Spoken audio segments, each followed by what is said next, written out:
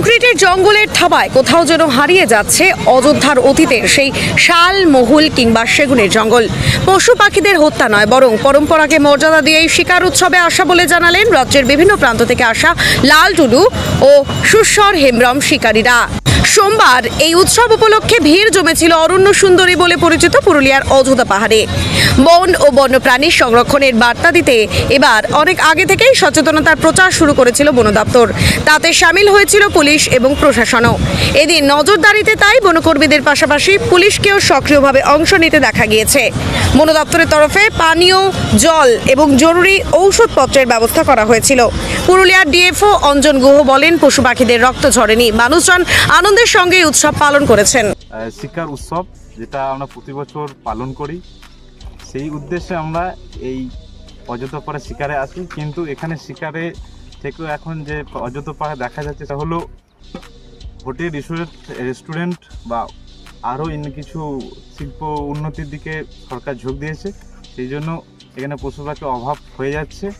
তো এই উদ্দেশ্যে আমরা এখন আসছি শুধু এই রীতিটা মেনে নিতে, যে আদিবাসীদের একটা সাঁওতা বলে উৎসব হয়, এটা আমরা প্রতি বছর নয় পালন করি। হয়তো ভবিষ্যতে এইভাবে আমরা এই উৎসবটা পালন করতে থাকবো। শিকার কি সম্ভব হয়েছে?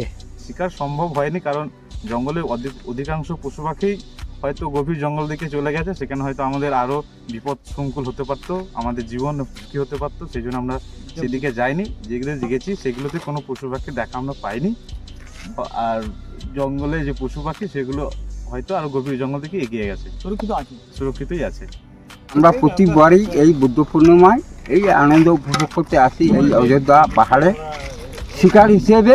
তবে কোনো পশু পক্ষী জঙ্গলে কোনো জীবজন্তু আমরা দেখা হয় না, কোনো গভীর জঙ্গলে ওরা নেমে যায়। কতদিন ধরে আসছেন আপনারা? আমি আজ 35 বছর। প্রতি বছরই বুদ্ধ পূর্ণিমায় অযোধ্যা পাহাড়ে শিকার উৎসব পালন হয়। প্রতিবারই আপনারা প্রস্তুত থাকেন, শিকার নয় শিকার উৎসব পালন করুন। এবারে কতটা প্রস্তুত নিয়েছেন কি বলবেন? দেখুন, আমরা গত 2-3 মাস ধরে প্রায় 150-র বেশি সচেতনতামূলক ক্যাম্প করেছি। আমাদের রেঞ্জ অফিসাররা অলমোস্ট ডোর টু ডোর পৌঁছে এই সচেতনতার বার্তা পৌঁছে দিয়েছেন সব জায়গায়। তার সাথে আমাদের সিভিল অ্যাডমিনিস্ট্রেশনের তরফ থেকে বিডিও সাহেবরা, আইসিওসি সাহেবরা সবাই মিলে সার্বিকভাবে সচেতনতার বার্তা একটা বিরাটভাবে আমরা প্রচার করেছি। আজকে এই যে সেন্দ্রা অনুষ্ঠান, এতে পুলিশের পক্ষ থেকে, আমাদের পক্ষ থেকে, ডাক্তারদের পক্ষ থেকে, ফায়ার ব্রিগেড সব মিলিয়ে প্রায় 1000 পার্সোনেল ফিল্ডে আছে।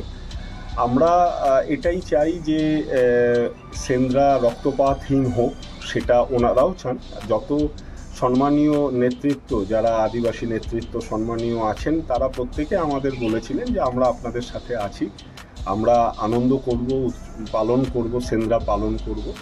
এবং আমরাও ওনাদের পাশে আছি। যারা দূর দূরান্ত থেকে এসছেন তাদের জন্য আমাদের প্রায় 20টারও বেশি ওয়াটার পয়েন্ট ছিল, যেখান থেকে আমরা ওনাদের জল, গ্লুকোজ এগুলো দিয়েছি।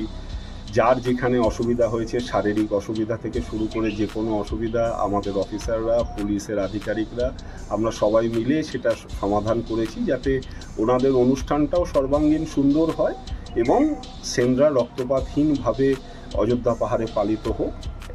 এবং আমি আশা করি যে অন্যান্য গতবারের মতো এবারও আমরা সেই উদ্দেশ্যে সফল হয়েছি।